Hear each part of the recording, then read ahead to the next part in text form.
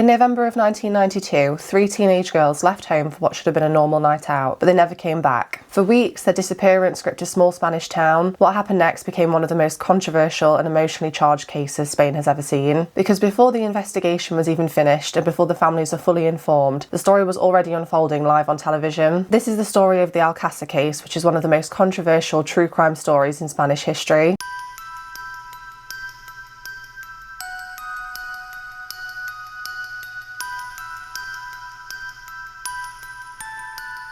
I am going to be including a trigger warning within this video, as there will be some descriptions of what happened to the victims in this case, which are incredibly sad and sickening. And if that's not for you, then that's no problem. You can switch off and join me for the next spooky paranormal video instead, or if you're comfortable to stick around but you don't want to hear the more intense details, you can just skip past the trigger warning when that comes up. So the story took place in the province of Valencia. This is the eastern part of Spain along the Mediterranean coast region in a town called Alcàsser. It's a suburban town located roughly 15 kilometres south of Valencia's city centre. Before the murders, Alcàsser was considered to be a very safe, quiet and close-knit working class town. It was a place where everyone knew their neighbours, and it wouldn't be even uncommon for front doors to be left unlocked at times, as crime was relatively unheard of. It was also very normal and almost expected for teenagers to socialise into the late evening, and due to how safe the town was considered to be, parents didn't feel much reason to worry with their children being out with their friends after dark. Also, hitchhiking was a commonly used way to travel between the local villages, and it was a method of transport used by some teenagers in the area. This is mostly because public transport was very sparse and people would just catch rides with locals or passing motorists to get around. So the victims of today's story are Miriam Garcia Iborra, who was 14 years old, Antonia Tony Gomez Rodriguez, who was 15 years old, and Desiree Hernandez Fulch, who was 14 years old. All 3 girls lived in the same hometown of Alcàsser, and they attended the same local high school. They shared the same group of friends and would often hang out in the town together. And in probably one of the most haunting details, in my opinion, surrounding the Alcàsser case, Tony Gomez phoned a local radio station the day before the girls disappeared. In high spirit, she requested a song and dedicated it to her friends Miriam and Desiree. The recording, which was preserved by her family, would later become the final known audio of her voice, which is a really heartbreaking reminder that just hours earlier, the 3 girls were just really looking forward to a normal night out, and that's all it should have been, just an ordinary weekend. Hola. Hola, dime tu nombre. Toñi. Toñi, ¿desde dónde, Toñi? Desde Alcácer. Desde Alcácer. Toñi, ¿cómo llevas tú la tarde de jueves? Pues bien. ¿Ya tienes más o menos planteado lo que vas a hacer ya mañana, que va a empezar el fin de semana o qué? No sé. Aún no lo sabes, ¿no? No. El caso es que en casa no te vas a quedar. No, eso está claro. Eso está claro. Toñi, Sí. venga, ¿qué quieres escuchar? Pues el Peter Feeling, El Major Tom, sí. ¿no? ¿Y a quién se lo quieres dedicar? A Isabel, a Miriam, a Desi, Sí, a Ana, a Maya, Marisa, sí. Belén, Esther, Carmen y Cristina. So on the evening of the 13th of November 1992, Miriam, Tony and Desiree spent part of the evening at the home of one of their other friends, Esther Diaz, in Alcàsser. They then set out for a school disco at the Coulor nightclub in nearby Picassent, somewhere between 7:30 and 8 p.m. Miriam's father, Fernando Garcia, had originally intended to drive them there, but after he came down with the flu, he was unable to do so, and with hitchhiking being relatively common in the area, the girls just decided to make their own way, and sadly it would be the last time that they were seen alive. At around 8 p.m, they then left the house area on foot and headed towards the main road connecting Alcàsser and Picassent. Weather conditions were typical for a mild November evening, and the journey between the towns is only a few kilometres. Somewhere between 8:10 and 8:20 p.m, the girls were picked up by a young couple who were known locally. The driver was a young man from the area travelling with his girlfriend, and they recognised the girls, or at least knew that they were local teenagers. The journey was said to be short and uneventful. The couple reportedly chatted with the girls normally, and there was no sign of distress or concern during this ride, and the couple were heading in the same general direction but not to the nightclub itself. They were then dropped off at or near a petrol station on the outskirts of Picassent, and this location was really close to the main road network. It was still a relatively exposed public area, and it was within walking distance of the nightclub route. I wanted to mention those details because I think it's something that we can all relate to, how it shows you might not be safe from harm even when you're so close to where you're going. So I think often we feel safety when you're near your destination, if that makes sense, because it's like, oh, I'm almost there, so I'm basically there, so nothing bad could possibly happen. And the fact that the girls were so close to where they were supposed to be going, it's almost like you can feel a false sense of security. Within minutes of being dropped off by the couple, the girls were seen walking together near the roadside. They were still trying to reach the nightclub area, and it was dark but not late enough for the area to be completely empty. A witness later reported seeing 3 girls matching their description get into a white car, which is commonly described as a Corsa type vehicle. The car was said to have 3 to 4 men inside, and I would say just hold on to that information because I think that is relevant later on. The stop happened very quickly after the girls were seen walking, and this is considered the final confirmed sighting of the girls, because after this moment they disappeared and they were never seen again. After the girls were dropped near Peakcent and failed to arrive at the Coulon nightclub, there was no immediate alarm. That's because it was normal for teenagers at the time to arrive late or change plans. The girls didn't have mobile phones, which was common at the time, unlike today where everyone has a mobile phone and it's just been so normalised. But I even remember being younger and mobile phones not being a big thing. Like, phones couldn't even do anything like what they can do today. I remember the trusty Nokia. So with that in mind, the fact that mobile phones weren't really a thing, the first assumption from the families was that they were just delayed or staying longer at the event. They didn't switch to immediate panic. And as it approached midnight, the girls still had not returned home. Family members began contacting friends and checking usual meeting points. They started calling around locally and even checked the nightclub route. So they were actively looking for them at this point. As it reached the early hours of the morning, it became clear that they hadn't been at the nightclub at all. No one had seen them there, and it seemed all signs pointed towards they never actually got there. No one had received any message or explanation, and the families began to speak to each other directly. By the following morning of November the 14th, the girls still hadn't arrived back home, and the families then reported their disappearances to the Guardia Civil, which is the local police. The families provided the police with their clothing descriptions, their last known route, and names of their companions. The search began focusing on the route between Alcàsser and Peakcent. Although waiting 24 hours to report a missing person wasn't an official rule at the time in Spain, Miriam's father, Fernando Garcia, claimed that when the family first tried to report the girls missing, they were told it was too early to treat it as serious and that they should wait, basically. And he's consistently maintained over time that the early response just lacked any urgency whatsoever. In the first 24 to 48 hours, police and family members searched surrounding roads and rural areas. Friends and neighbours joined in formal search efforts, and the local hospitals and emergency services were contacted. Posters and missing person alerts began circulating locally, but at this stage there was still no evidence of an abduction. So authorities initially treated it as a missing persons case, not a confirmed crime. The initial assumption of the police was that the girls were either delayed or hadn't come home yet due to a miscommunication, or even that they decided not to come home by choice, even though there was no evidence supporting that. There is I think it's a 5 or 6 part series about the Alcàsser case on Netflix, which I would recommend watching. It is fully in Spanish, so you do have to watch it with subtitles unless you speak Spanish. But there was a part on that where they were interviewing one of their other friends, which I think was Esther Diaz, who we mentioned earlier. They sort of began the night at her home before they left to go to the nightclub. And in the clip on the Netflix show, she is on another TV show. It's like archived footage, and the presenter's pretty much grilling her about, would the girls have left of their own accord? Were they planning to go anywhere? Would they have even told you if they were planning to go anywhere? Like, they were just being, Either way, it was very much denied that there would have been any reason for the girls to not want to come home or to have run away or anything elaborate like that, which you tend to hear a lot in missing persons cases. It's worth noting, like we mentioned earlier, that in 1992, people didn't have mobile phones like we do today. So there was no phone tracking, no CCTV coverage in rural routes, and the witness information that the police did have at this point was fragmented and quite limited, so it didn't make it easy in getting to the bottom of whatever had happened,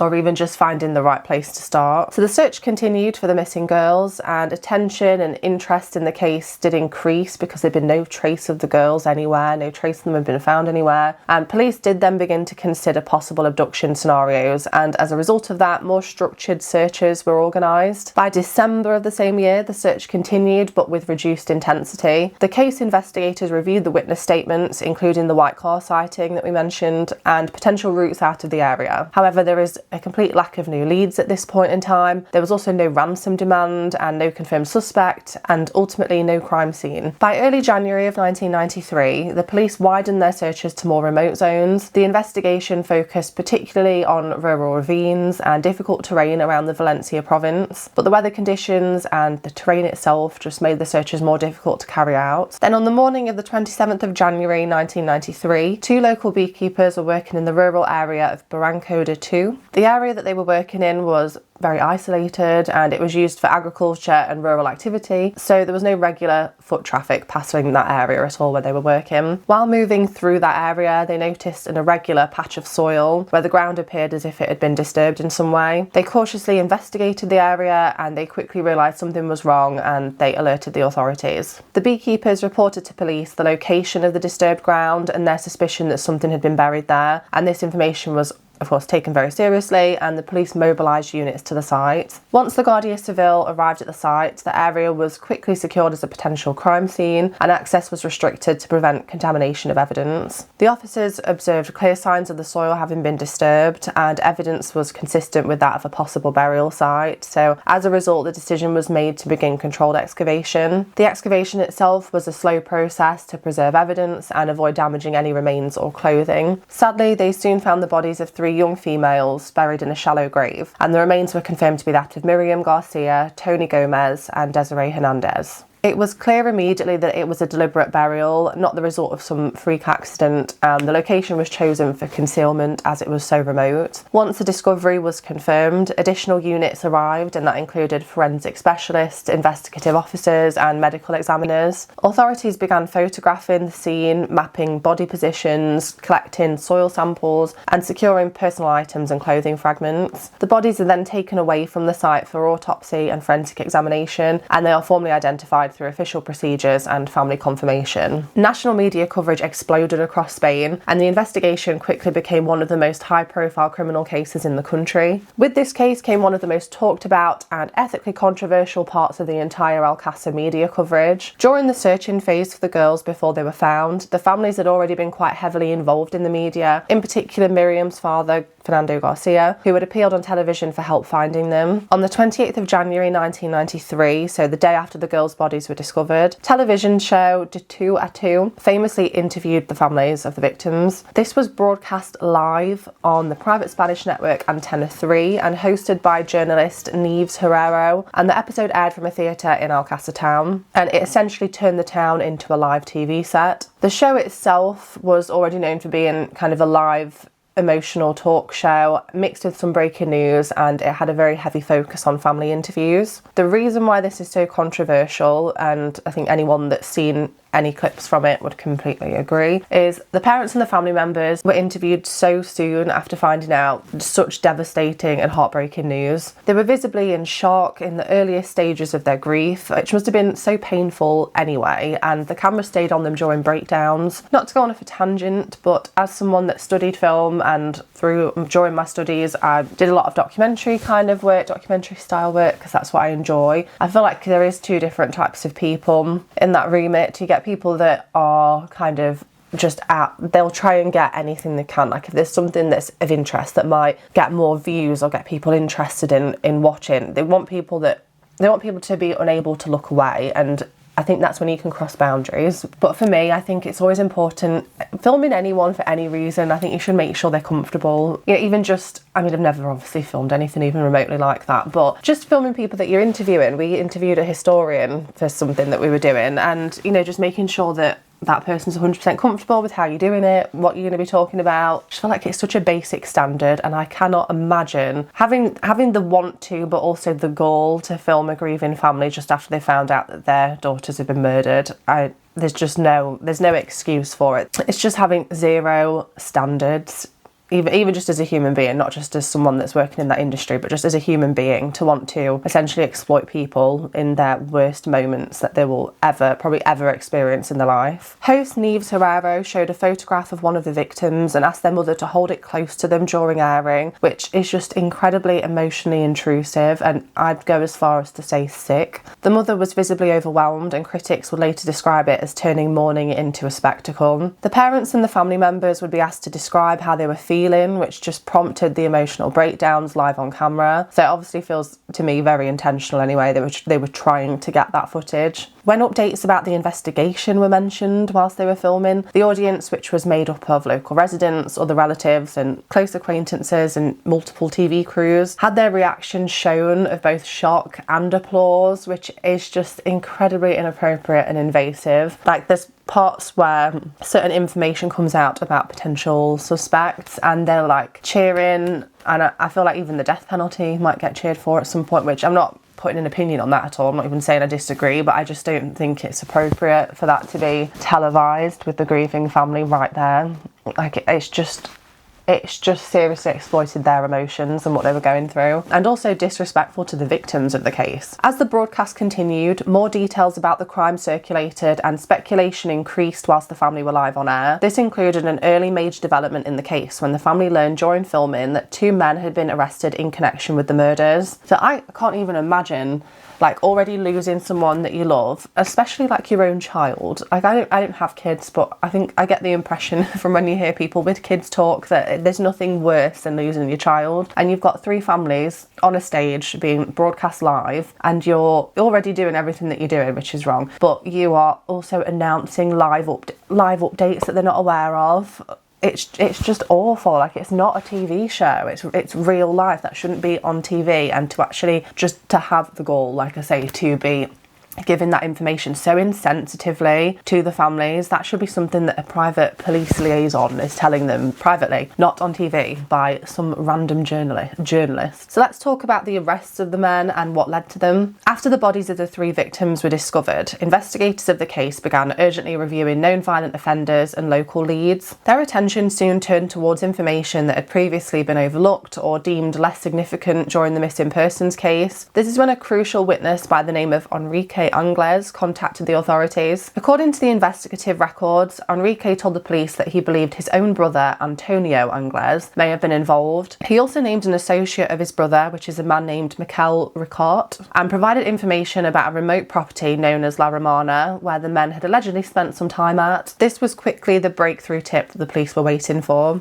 The investigators quickly began searching the abandoned property, La Romana, and recovered evidence that they believe links the location itself to the murders. Among the evidence recorded was documents connected to the suspects named in the tip and personal belongings, which gave the authorities confidence that the correct suspects had been identified. The police then launched operations targeting both Antonio and Miguel, who had been the named suspect. However, events unfolded very differently for each suspect. On the 29th of January, so just 2 days after the bodies were discovered, Miguel Ricart was located by the police. Miguel was a 20-year-old man from a working class background in Spain. He was known to the authorities already for being associated with petty crime and was described in reports as having a disrupted education and an unstable home life. However, he was not known as a major violent criminal before the case. It was, like I say, just kind of petty crime. During the questioning, Miguel eventually began providing statements about the events surrounding the murders, and these statements would later become central to the prosecution case, although some of his statements would later be disputed and considered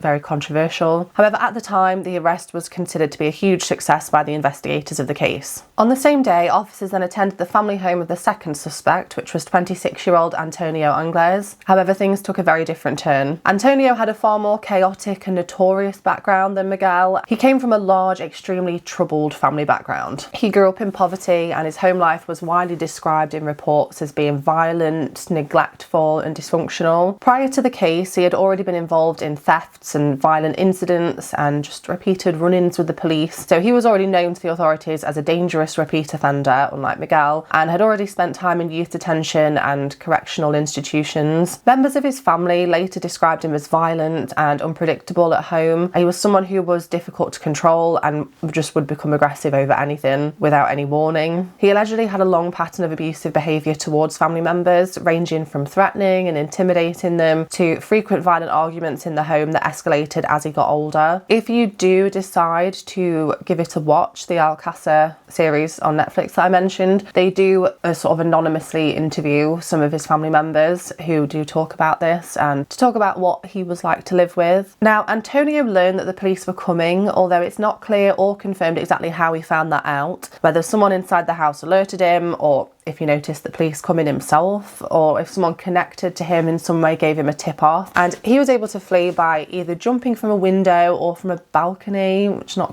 can't really figure out which one of the two. I seem to hear both. And he actually escaped across the rooftops of the houses. And he was gone before officers could take him into custody. Throughout the days following this, Antonio immediately became Spain's most wanted man and was the focus of one of the country's largest manhunts. Police would search homes, rural areas, addresses of people he was was associated with and transport routes. Yet despite all of this, even to this day, Antonio has never been found, which not only is that terrifying, I mean, yeah, you can argue because he's never been found guilty either in a court of law, but like, let's just run with the theory for a second that he did do it. Not only is it terrifying that there's a dangerous man like that on the loose and has successfully evaded capture despite being on Interpol's most wanted list, it's also just so unfair. It's so unfair to the victims in this case and the families that if he did do it, they never got justice from him. He should have been found. Even from these early stages, questions and suspicions were already emerging about the arrests. People began to question why Enrique Angles came forward to identify the two men when he did. You know, if he did have those suspicions,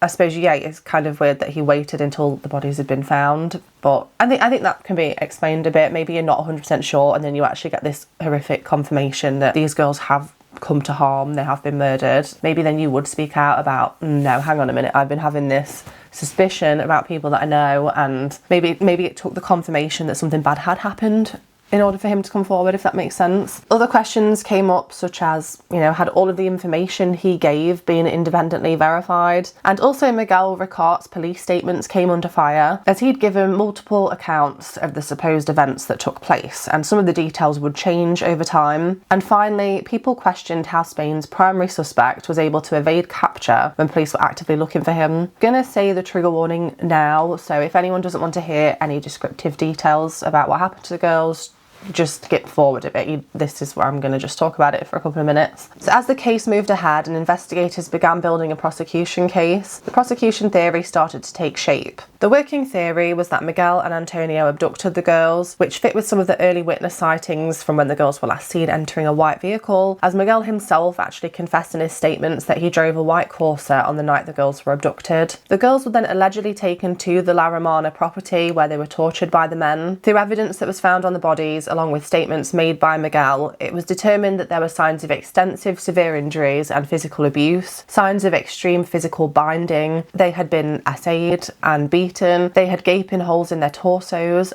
and it was found that their causes of death was a single gunshot wound to their heads. Their bodies were then taken to the Barranco de Tu property where they were buried in a shallow grave and later found by the local beekeepers. So just really horrific. And as someone that does read a lot and listen a lot to true crime, and I have done for many years, I feel like you do obviously become desensitized. I feel like a lot of people watching that probably watch true crime would agree to this. After so long of hearing some a horrible detail about something, it can then kind of take something, as much as you can still think, oh, that's awful that happened to someone, obviously. There's still certain cases that you'll hear about that stand out more because you're just like, oh my gosh, it's even more depraved than anything else you've heard before. And this one's always stuck in my head as that. I've known about this case for quite a few years. I think it's someone had recommended the Netflix show to me probably about maybe 5 or 6 years ago, and I ended up watching it and I was just horrified by this and what was done to the girls. I just think it's so sinister and just incredibly sad that this happened to them. As investigators continued building the case against the suspects, the manhunt for Antonio expanded and police searched across the whole of Spain for this man. There were multiple reported sightings of him in different locations, and authorities believed he travelled throughout the country whilst avoiding capture. They believe that he eventually reached Portugal and boarded a cargo ship and escaped from that cargo ship whilst at sea. I don't know why they think that, but that's what they think. No body has ever been recovered, and there's also no verified sightings of him that have been confirmed since. From this point onward, Miguel Ricart became the only suspect available to stand trial. Between 1994 and 1996, the pre-trial proceedings began, which is where the Spanish courts reviewed the forensic evidence, the witness testimony, Miguel's statements, and all evidence linking the two men to the crime. Whilst this was taking place, questions continued to emerge about inconsistencies in some of the evidence, such as Miguel's statements. Other theories began circulating in the media, and some relatives actually expressed dissatisfaction with some aspects of the investigation. But despite this, the prosecution continued pursuing their theory of what happened. Finally, in 1997, the trial began and Miguel was the only suspect of the two that was physically present in court. Antonio was tried in absentia as a fugitive participant. The prosecution argued that the men abducted the girls together, committed the crimes together, and the burial sites and evidence gathered supported their conclusion. Miguel's defence defence team challenged the prosecution's timeline as they argued that the case relied heavily on a specific sequence of events that wasn't established firmly by independent evidence. They highlighted the lack of witnesses at La Romana, as other than Miguel's own statements, there were 0 witnesses that testified to seeing the girls ever being at the property or evidence of the men being there with the girls. They challenged how much could be determined during post-mortem, considering the bodies of the girls had been exposed to the environment and the decomposition after 75 days outdoors. They also argued that as a significant amount of the prosecution's case was based on Miguel's interrogations and suggestive reconstruction of the events, as opposed to firm evidence, his statements could not be relied on so heavily as they had changed over time, and some details appeared to be either inconsistent or did look to be like they were just kind of assumptions being made by the investigators to make it all make sense. It's important to note that the defence wasn't generally arguing that no crime had taken place. They were not leaning on conspiracy theories surrounding the case,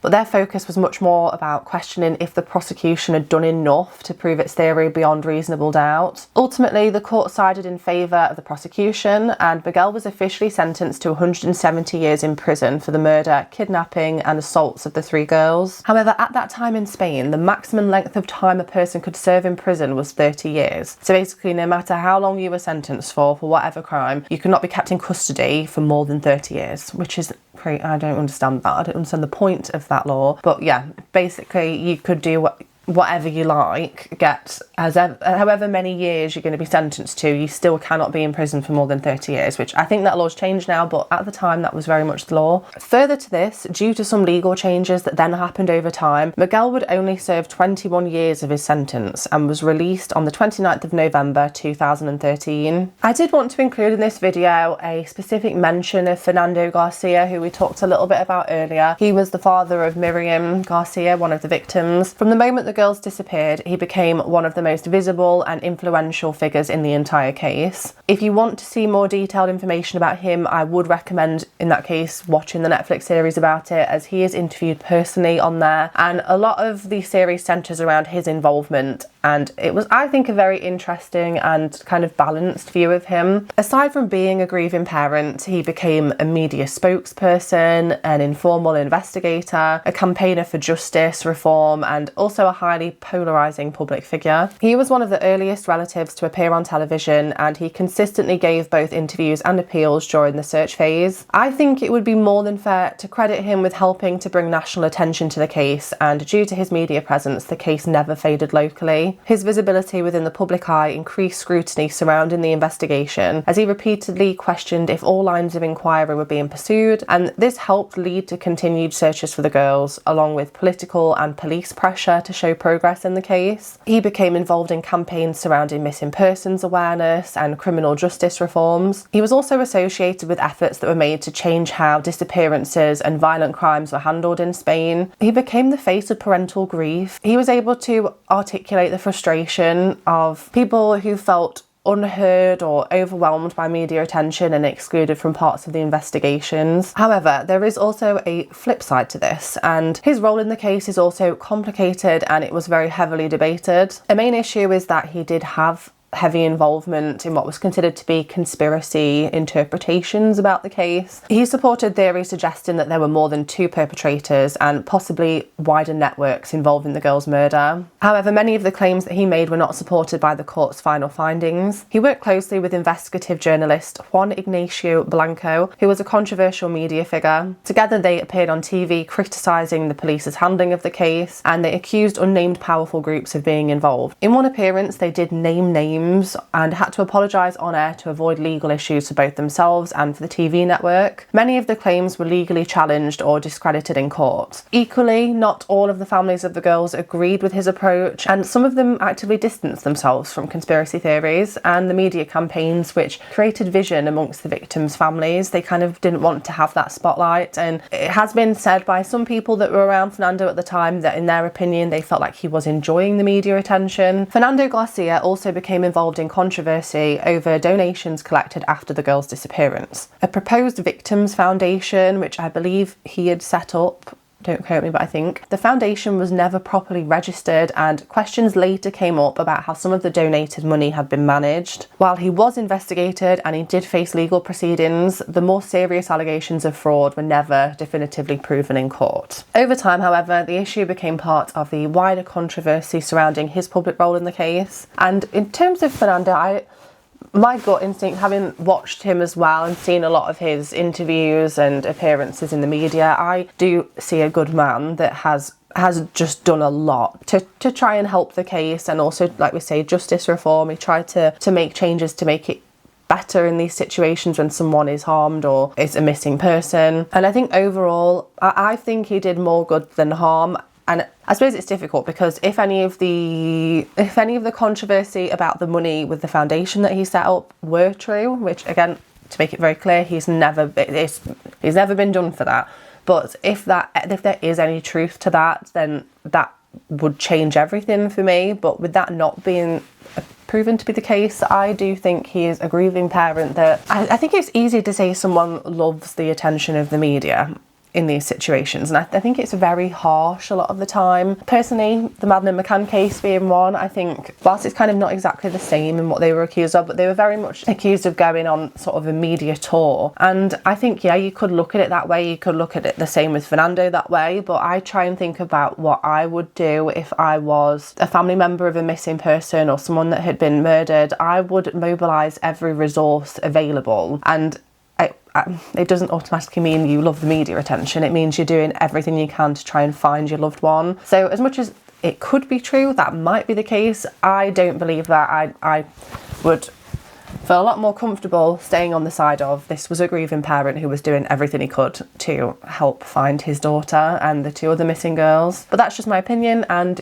you might feel very differently about that. As of today, although his exact location is not public information, Miguel is reported to have lived a low-profile, anonymous life since his release from prison, although he has been located by journalists in Spain at times and linked to areas such as Madrid and Barcelona. He has been identified in public places after his release and briefly detained for unrelated incidents, although he is a free man and legally has no outstanding sentence to serve. As we mentioned with Antonio, his last confirmed sighting was in March of 1993 on a cargo ship, although the details of that sighting have been disputed. Some theories suggest he either passed away at sea or died shortly after fleeing from the ship, but like I say, no body that's ever been found has ever been confirmed to be him. He remains on the international watch lists and is still subject to an ongoing Spanish investigation. Legally, he is formally considered to be responsible under investigation, and the case against him remains open. In the aftermath of the Alcàsser case, the murders shattered the innocent image amongst the town of Alcàsser and its safe haven, leading to a really sharp shift in parenting culture. It also ended the casual use of hitchhiking, and it really left a mark of suspicion in the small town. The tragedy didn't only devastate the town itself, but it also kind of put the same scars across the whole of Spain, as people,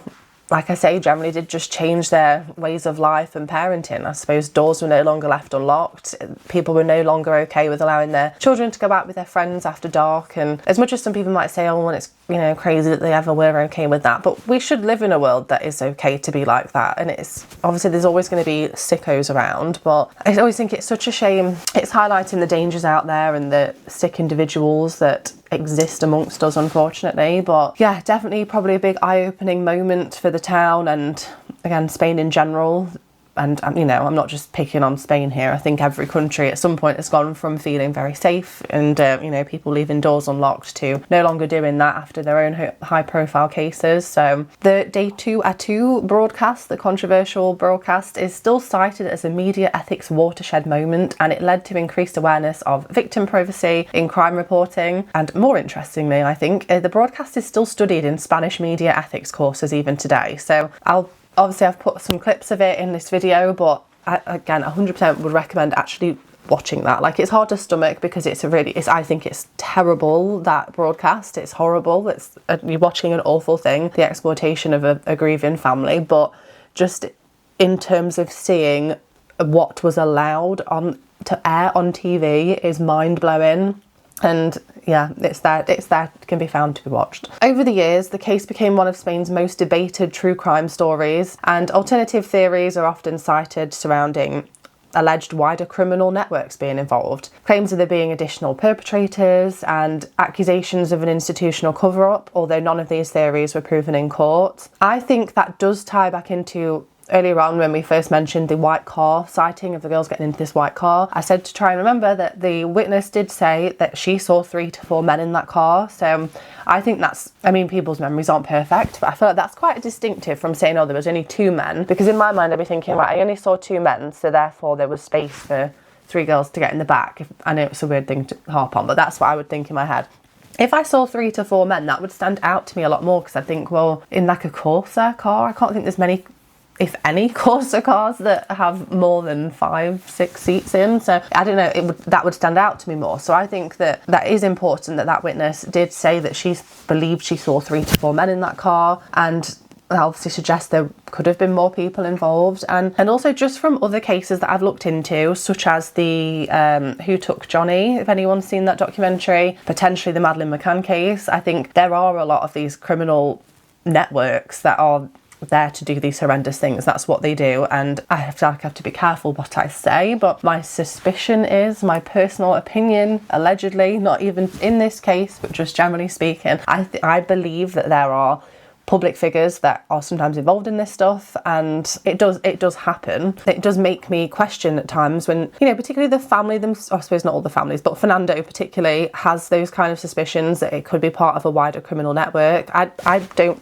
want to write that off. I would like to, but I don't think we can write that off completely. I think it's something to consider. It's possible, and I don't think we should just shut everything down because, oh, it didn't get proven in court. Well, it didn't get taken to court in that way. That perspective wasn't given to the court to consider. They didn't show up with criminal networks to, you know, arrest and prosecute. So I don't think it's a crazy theory to consider. It might not be true at all, and it might definitely not be true for this case, but something to think about. These networks we do know exist, and if within those networks there are sometimes public figures, very important people linked into them, then it makes sense that they get pushed under the rug. The case, of course, left a long-term psychological and social impact on all of the families involved, and it highlighted many issues with the methods of 1990s Spanish policing, such as assumptions being made in early stages of disappearances that meant searchers were not mobilised with as much urgency as we might see today. So overall, just a really, really sad, horrific case, and I feel enormously for obviously the victims and also the families, and even just for the town itself. It's really sad that there's this small safe town that pretty much overnight just got turned into something completely different. I'm sure it's something that people that live there today definitely still think about, and hopefully one day we get to find out what happened to Antonio. And again, I would recommend, if you enjoyed this video, giving it a watch, the Netflix show. I think it's called the Alcàsser Murders. Again, it is all in Spanish, but